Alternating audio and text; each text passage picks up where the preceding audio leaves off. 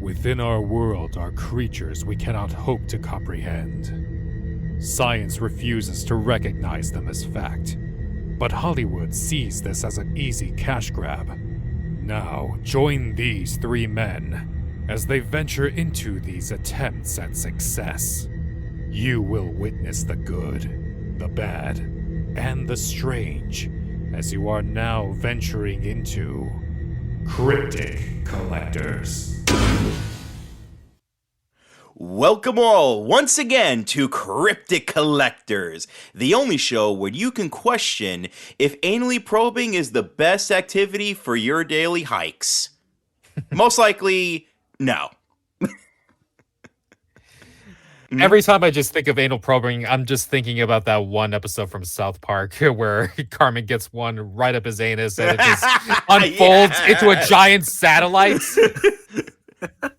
Every single time I think of it, I keep thinking of the Ewok meme, prepare thy anus.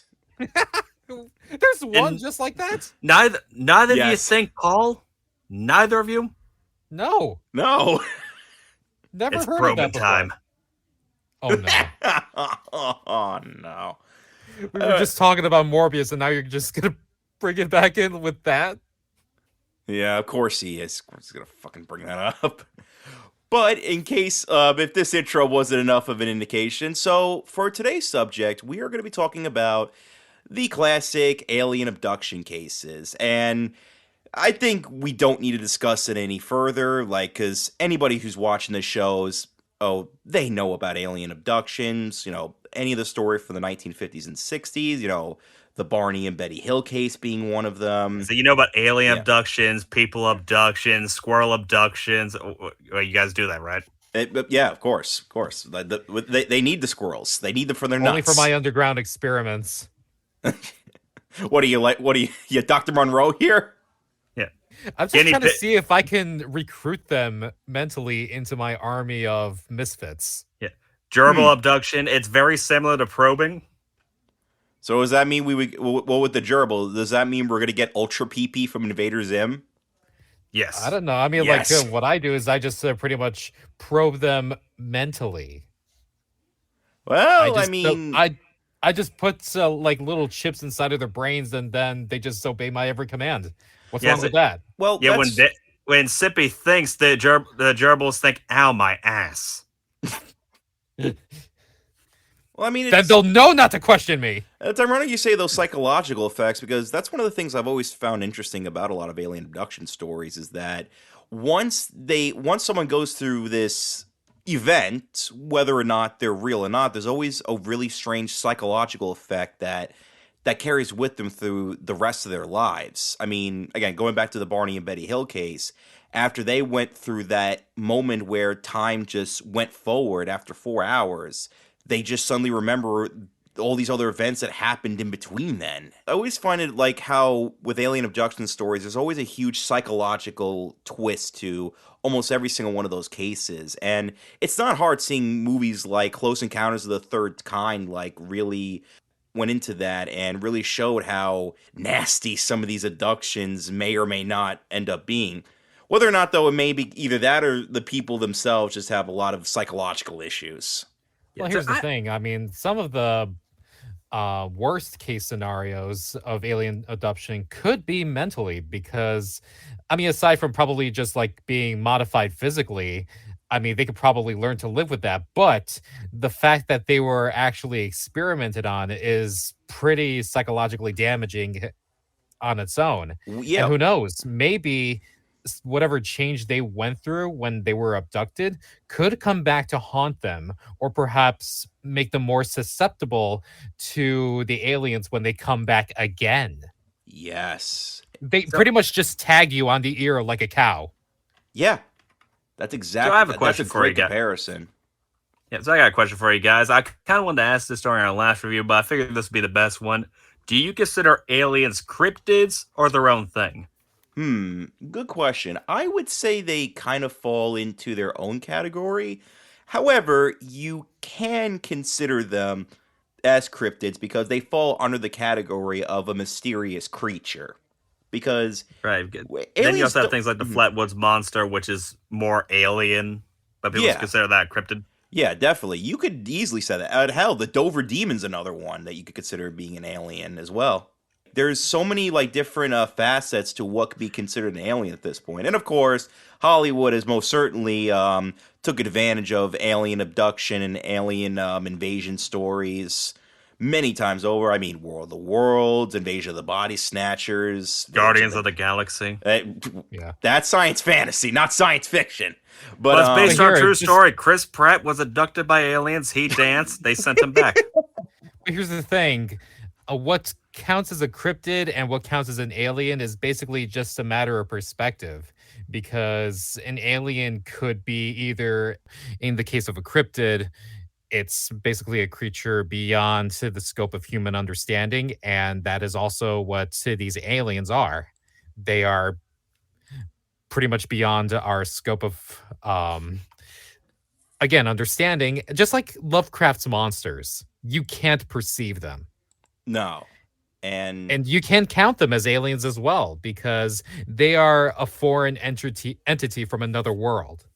right. And you I mean- can't Mhm. pretty much comprehend what their way of life is or how they think, because if we try to figure out how they think, we might end up with like that one communist lady from Kingdom of the Crystal Skull. or Alien Covenant, if any of you have tried to see that movie. I have not. Well, your silence says it all. Less said about that, the better. But actually, there is one really good movie that I could recommend maybe for us to watch on a future occasion. Have you guys ever heard of a film called Fire in the Sky? No. Yes, actually. Okay, so for Sippy, it's based around a book called The Walton Experience. It's based around a real person named Travis Walton, who made a novelization of his supposed real encounters that he had, and discussing his very, very discreet explanation how he was examined by them. And the interesting part is it really leans to the psychological direction. And the best part is that the aliens are barely shown in that movie. So again, it goes back to the idea of something that we can't comprehend nor understand. Right. Technically, Lovecraft's creatures, especially elder gods, can technically be considered as aliens as well.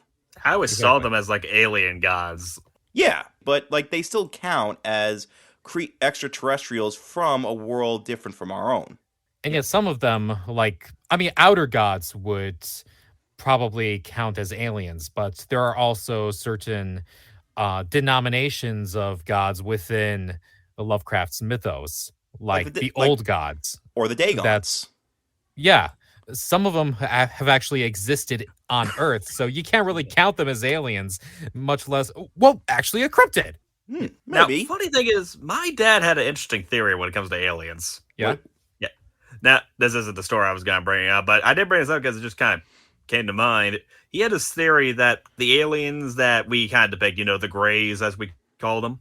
Mhm. Yeah, his idea was they were the original owners of Earth. We are the aliens, and we kind of chase them away underwater.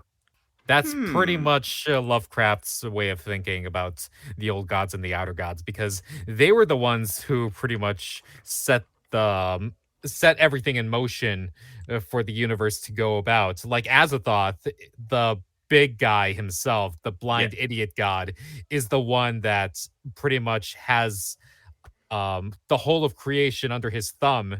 That being said, the minute he wakes up, everything just goodbye. Yeah.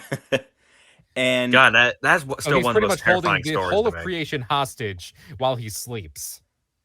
And so along comes humanity, this very insignificant speck within the universe, and they've just pretty much risen up from the dirt and claimed everything as their own. But now the outer gods are saying, no, you stay right there. We're coming to get you, and we're going to show you your proper place. yeah, and It's just like- additionally, Mhm. It's just like catching a dust bunny from the floor. Yeah, and additionally too is to consider that with the idea that that alien life were actually our creators, and that is a very popular theory among many. Yeah, Ancient Aliens made like 9 series based on this. Yeah, exactly. And like And everything's aliens from the looks of yeah, it. of course. Like dinosaurs are aliens as well. But The dinosaurs are aliens. The guy that says aliens, pretty sure he's an alien too. He's just trying to well, cover he it up. certainly looks like one. I'll tell you that right now. Now, have you ever seen this one sketch from the Twilight Zone called "Will the Real Martian Please Stand Up"? Yes, I love that episode. That That is one of my something favorite that episodes. I love that episode. In fact, I'm sorry, I don't mean to do a little plug for myself, but I actually used to do a audio play of the original script of "Will the Real Martian Please Stand Up," and You were gonna send that shit to me when we finish up today. Yeah, and I don't know where it is. I mean, I and so could how ask, dare you promote yourself on this show? I don't promote my How webcomic. dare you get me invested in a show that I love and knowing you voiced it? How dare you do that? Yes, okay. Yeah, but you don't see me promoting my webcomic, The Crooked Man and His Not So Scary Crooked Cat Girl, now free on Webtoons.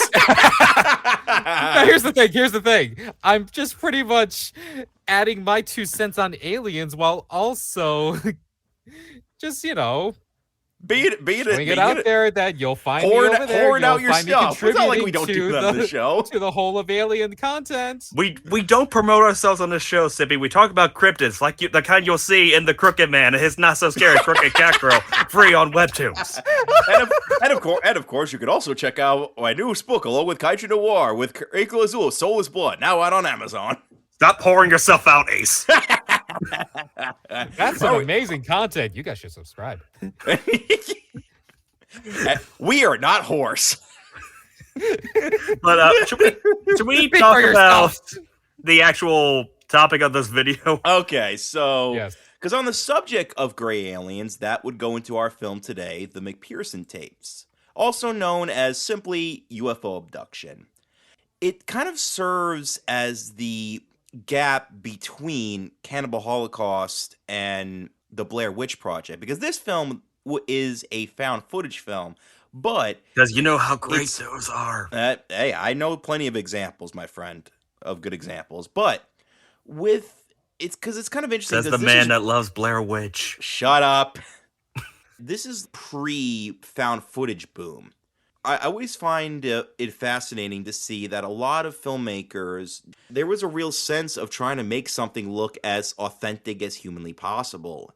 A lot of the times, they can either go to really dangerous extremes like Cannibal Holocaust, where they actually would mutilate animals, And or they actually took it to court. yep, or in this movie's case, where they would use real video cameras that any of our families probably use during special events and parties or whatever, and use that to create a very eerie and classic tale of a house under siege from an alien life that we can't comprehend.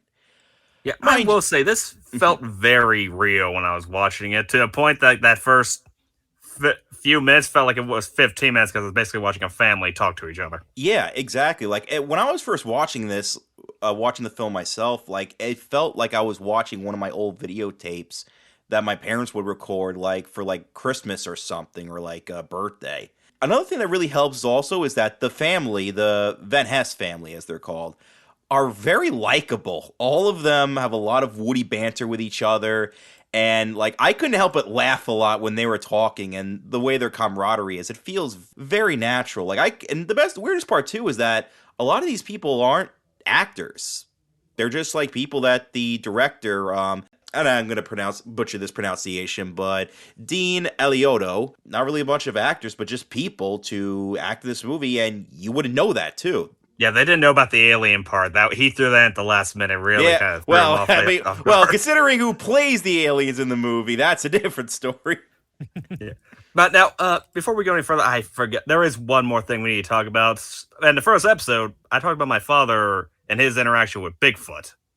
Yes. Right. Now, my father, he hunted aliens, kind of. Oh. Now we all know Wright-Patterson Air Force, right? Yes. The Air Force Base. Dan, do you know what Wright-Patterson Air Force Base? No. Ace, you want to give him the brief description of what makes that so popular among alien enthusiasts? Abridge it for me. So the Patterson Air Force, it's kind of really hard to really like describe it in details, but there's supposedly a lot of UFO sightings around there. Probably the most notable is Project Sign, which was a study about unidentified flying objects. And there is also a theory that a lot of sketchy government actions going on with people actually testing a lot of UFOs over there. There's the third episode of The X-Files goes into that. Not directly an adaptation of it, but it does have a lot of similarities. Yeah. So when my father was in the Air Force, he wasn't stationed there, but they stopped him there during one of his flights, and he decided to take it upon himself to try to find these aliens. Oh boy. And here's the thing: he had no way of going to any lower levels or anything. He was pretty much on the top floor, but he looked. He looked in closets. I assumed underneath tables. That's like looking for something at the front door instead of the house. Yeah, and I like to think that there was an alien just pulling a Roger from American Dad on him, just wearing a disguise. He just didn't know it. It was like a really bad disguise too. It's like a There's Waldo situation. Then the aliens in here. There's the gray man. Then the aliens here. I know what you're talking about, sir. And the best part is that he's doesn't have like this perfect disguise anyway. It's just the gray alien, but with a mustache and glasses. So, what's sad is my father probably won't even notice. We have something in the family called man glancing, where whenever we're trying to find something, it's right in front of us, but we don't see it. That's what my mother calls it. My mother blames me for that every time she sends me to go find something. I mean, I look for it, but I don't see it. To be fair, if my mother was problem myself. Yeah, now if my mother went looking for the alien, she probably would have found them. And then brought to my dad going, it was right there with you and finding the alien. She would notice, but she would be trying to tell you, but you wouldn't listen. Yeah, us guys just have really bad attention spans, don't we? I mean, when you find the alien, he's in this poorly made disguise, and he's trying to pass off as French, but he sounds Italian. But you don't bat an eye to it. No, he just goes full Orson Welles. The French has always been known for his excellent. Meanwhile, in this situation, I'd be like, okay, no, he's regular. Moving on. There's no alien here. It's just a Frenchman or a Canadian. So he's Brayton Connor? Different kind of Canadian.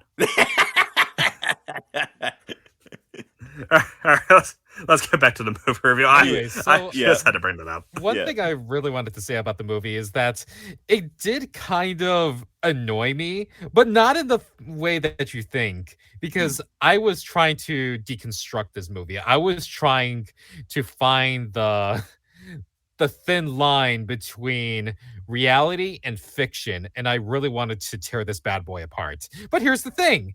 The conversations felt so natural. Yeah. They felt like I was at a family meeting of my own, and sometimes the conversations would overlap, and it would be very hard to figure out what part was scripted and what was actually improvised. So I'm just like, wait a minute.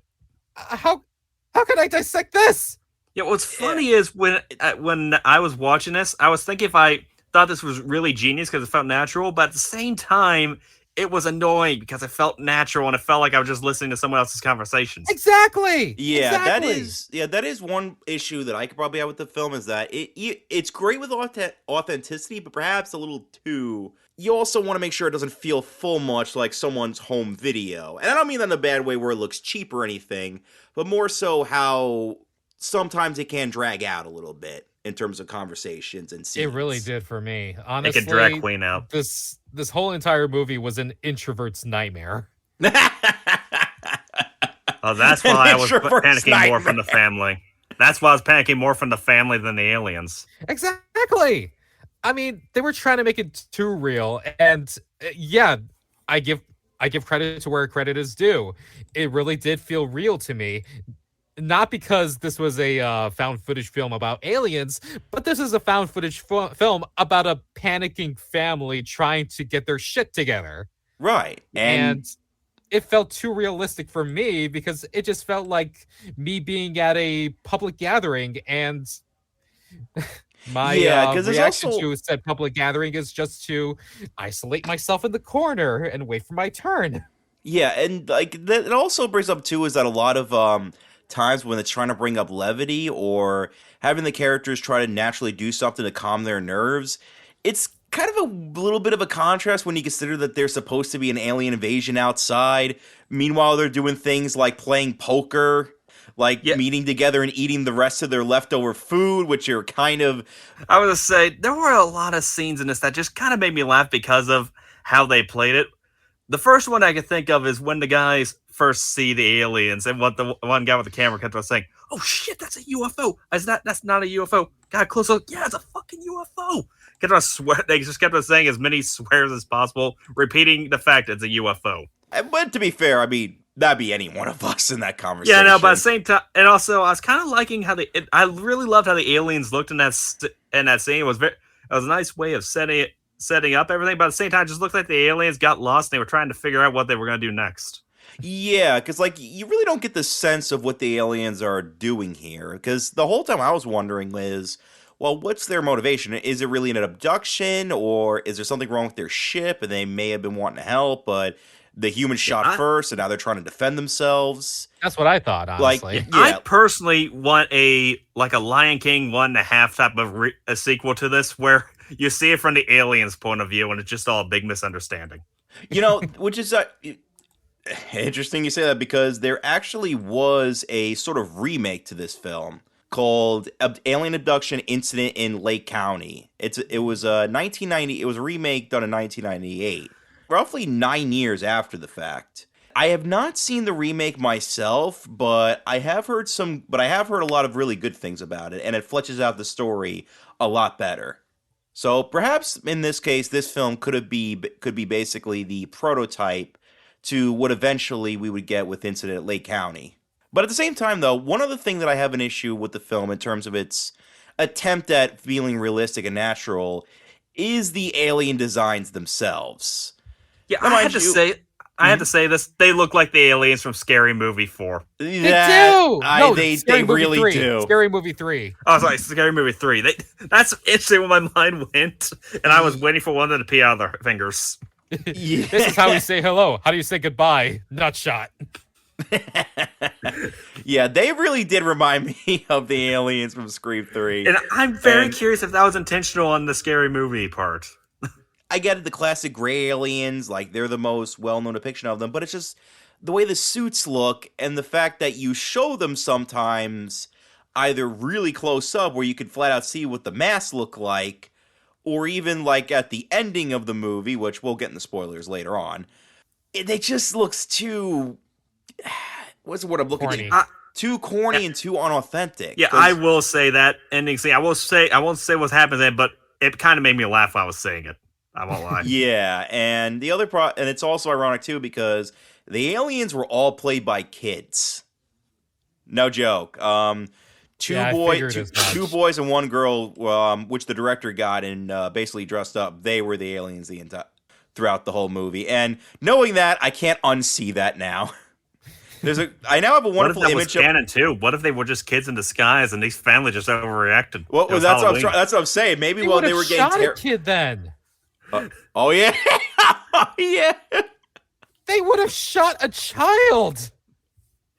Oh man, that would have made that They one can't- scene in Mark when he brought it. Yeah. We shot Well, it. Don't bring it in. Don't bring. What's wrong with its face? It looks like it's made of. Is that silicone? Oh my god. We just made this movie a whole lot darker, didn't we? Yeah, Or better. 10 out of 10, best movie. Death to Kenny's. But now that Oh my god, you killed Kenny! you bastards! I can also imagine, like, as the family are terrified and they're trying to do what they can to guard themselves, the aliens are playing patty cake. But Well, like I said, I wanted to be a sequel where it's just all a big misunderstanding. When we first see the aliens, they're like, I don't think this is Earth. Let's look at the map. Not that here. Hey, look, there's someone up there hiding in the woods. Let's go ask them. Why are they running? Sure, misunderstand. Let's go find where they live and talk to them. Do they enter through the ceiling like most other planets? I believe so. Okay, we may have to try to go down this chimney. All right, Phil, you're skinnier, so you go down first. They But, shot the other one. I guess that's how they say hello on this planet. nice reference. But Sounds like a casual touristing trip. yeah, that's what it always sounds like. But I will say this though, the aliens are. I do like the fact that one, we don't see them too often, and also, for the most part, they are shouted like mostly in shadows. And I do like how like smart they shoot them. Again, that opening where we first see them for the first time, almost completely silhouetted, only the UFO's light showing it, is really eerie looking, and it looks very authentic.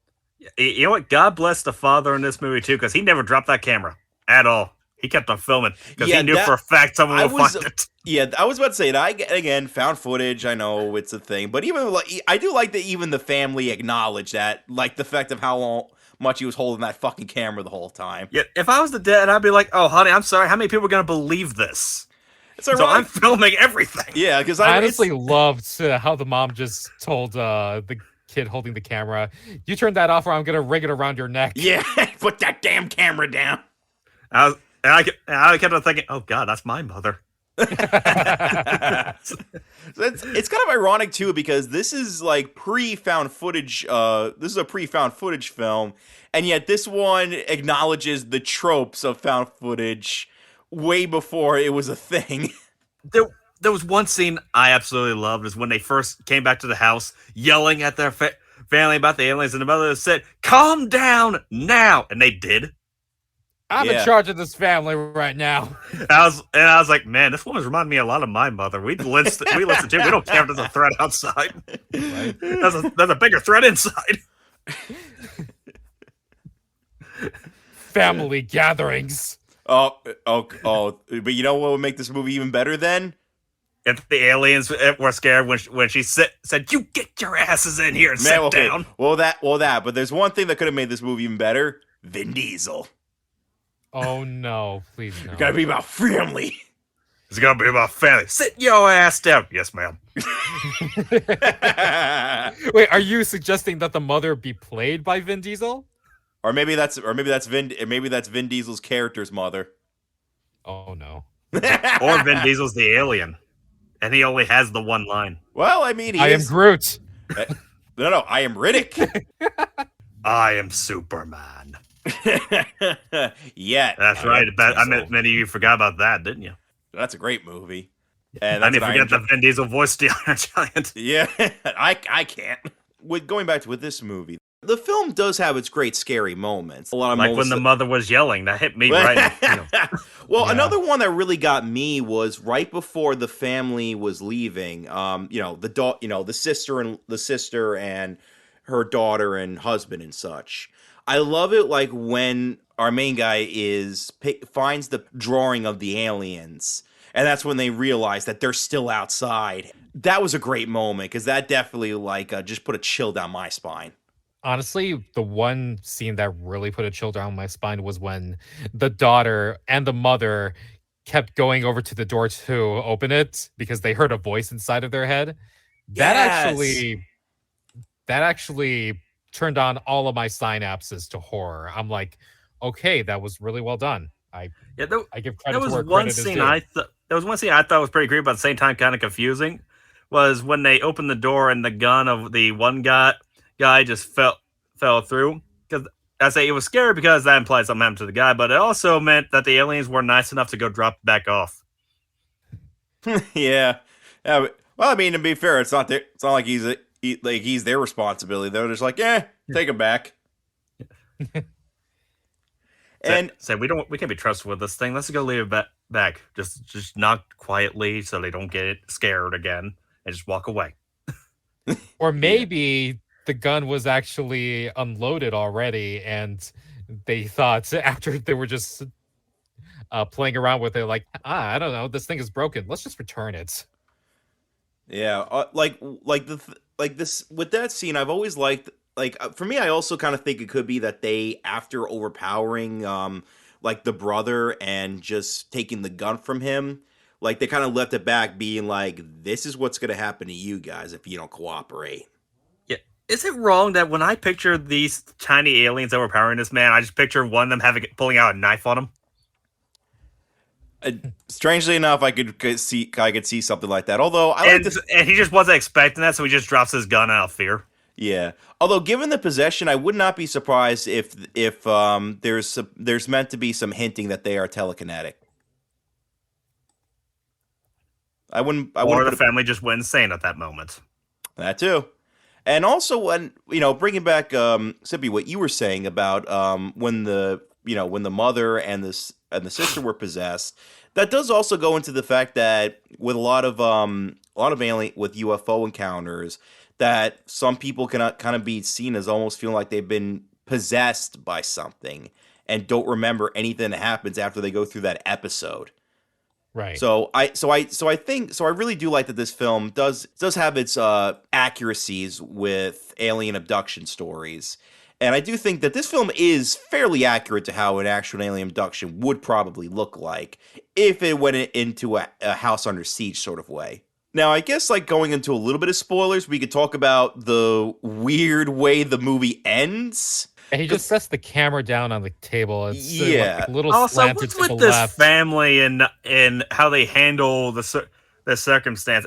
At one moment, they're all terrified, and then next moment, like, we're going to calm down, play some Uno, and have a nice family evening. Well, I think they were trying to maintain an environment free of tension for the daughter's sake, the one who was having the birthday party, but they couldn't hide just how freaking scared they were regardless, because they kept going back into the problem. They're like, okay, everything's fine.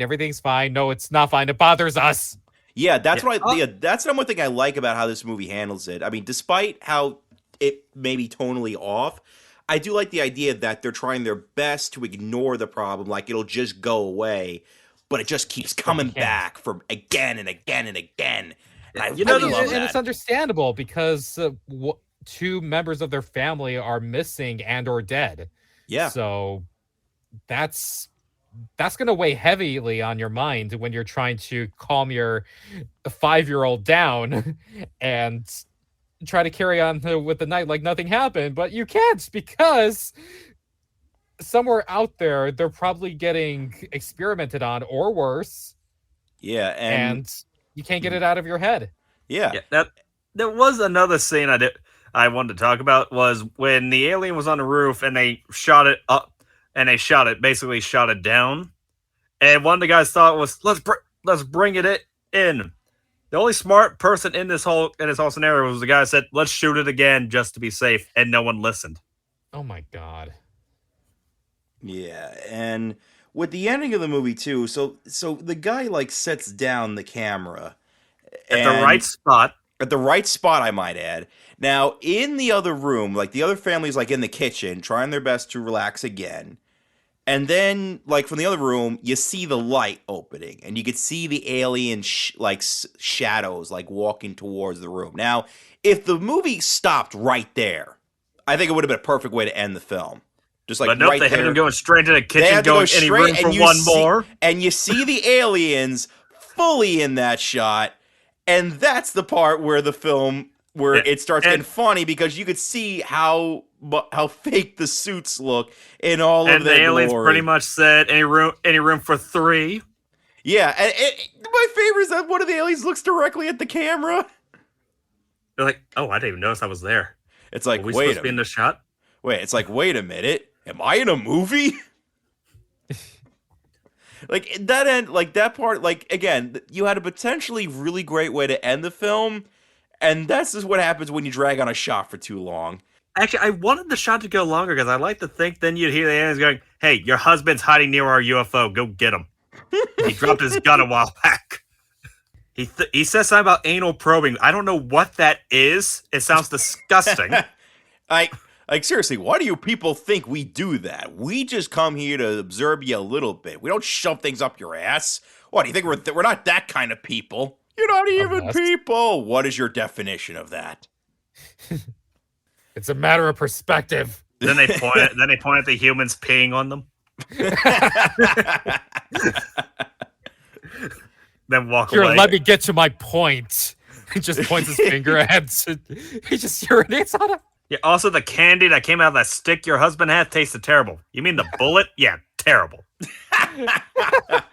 It's. Can I was just say one expecting thing? licorice flavored. Can I just say one thing? Yeah. Yes. This movie made me want to see Paul again.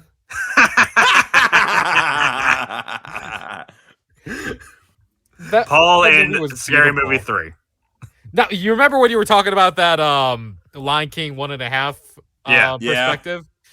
I think Paul is also that, along with just like regular comedy movies, just built into one, because you get to see from the aliens' perspective as well, especially Paul's interactions and his how he managed to shape the American world. Actually, the best way to do this, have you guys seen the movie Tucker and Dale versus Evil? Yes, I love that movie. That's how you do it. You do it from the aliens' point of view, but the humans are seeing them as the threat, and the aliens are just a big misunderstanding. Exactly. Goddamn college kids. I can't wait for I don't the know what sequel happened. to This one college kid just threw himself into a wood Wood chipper. chipper. It still gets me all the time. Dude, by the way, actually, on the subject of that, did you guys know that there is a version of Tucker and Dale versus Evil with the Dark Knight music over it? What? Oh, All right, I'll give you a little. I'll make this short. So while the directors of the film, Eli Craig and Morgan Jorgensen, when they were working on the editing phase for this film, they put in the Dark Knight soundtrack over it as a placeholder until they got the actual score. But somebody leaked that online, so now apparently there is a version with the Dark Knight soundtrack that you can watch it with. so the better version. That's all I'm hearing. I'm really curious to see how that would have turned out. Oh god. We're getting off topic though, but I think at this point we pretty much summed up this movie pretty quickly, since there isn't that much to talk about. We should say it's also only an hour long. Yeah, it's not that long. It's an hour and 2 minutes. It's hardly even a movie. It might as well just be someone's family film. That's the thing, though. I like film. For me, I like found footage films that are this short because one, It feels more real. it feels more real. It doesn't have to drag it on with Hollywood plot points that you don't need to add in, and It's not Blair Witch. yeah, it's fuck you. Blair Witch makes you good use of that, my friend. With this film, though, I much prefer movies more like that, found footage movies more like this, because this is one of the few movies that genuinely made me feel like this is attempting at feeling as real as possible, and it's very successful at it. Perhaps a bit too successful, but I think at the same time that's also goes to show how strong how strong the directing was for this film, and the way it's shot, and how authentic it feels in the end. It really shows what the potential that a lot of directors can have like this, because when you really show how authentic your film could feel, imagine what you could do that with like genuine actors. The McPherson Tapes, or UFO Abduction, whichever you prefer to call it, I think serves as being a great example of the found footage genre. It may not be a perfect movie, but I think this film really shows that there's a lot more you can do with science fiction and horror overall. Shows the potential that what you can really do with the found footage genre. This one might be a little bit hard to watch depending on your perspective, because you can barely find the thin line between realism and fiction, because it does feel very authentic in conversation between the actors. But I would definitely give it a watch if you have a good stomach for it. And if you've already seen the Blair Witch Project, you're set. You can watch it. I'll give it 3 out of 5 probes, mainly because they didn't call back.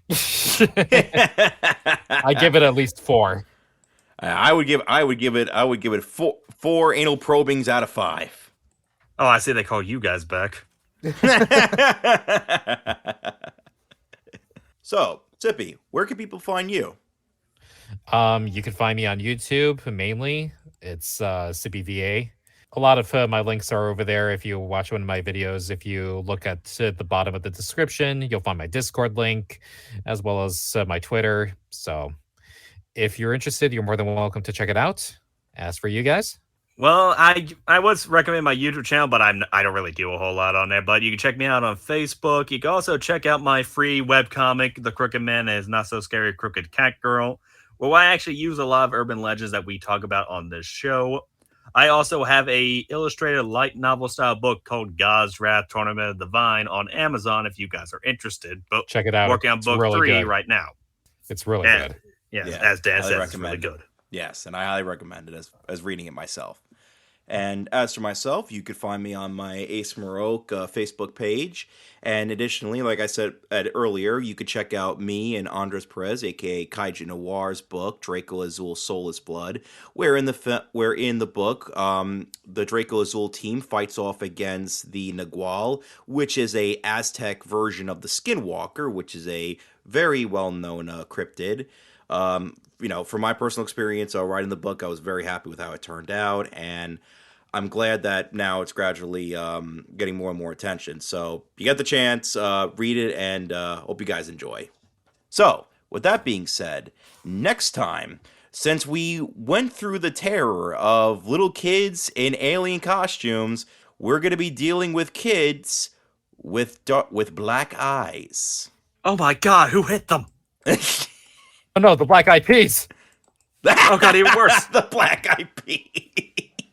I didn't even think of that. I won't lie, every time I type in the Black Eyed Children, that's the first thing that shows up. Oh, God. The Black Eyed Teens. No, the Black Eyed Preteens. Oh god, it's even worse. Oh god. Oh, God. What have I done? But before this madness continues any further, I have been Ace Marrok. And I have been William, that's not a probe you're feeling, Kerning. And I have been SippyVA. And this has been From the Woods to Hollywood, Cryptic Collectors.